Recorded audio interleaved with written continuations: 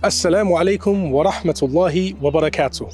Alhamdulillah, Green Lane Masjid and Community Centre is pleased to announce that Eid al-Adha 2026 will be taking place in the park on Wednesday 27th May inshallah. Join us at Small Heath Park for a morning of beautiful Eid prayer, unity and celebration with the community. Arrival will begin from 8:15 promptly and Salah will start at 9 AM sharply, so please arrive on time. Please remember to bring a prayer mat, a sheet to go under, a chair if needed, and a plastic water bottle to make wudu. If you're travelling by car, please park responsibly.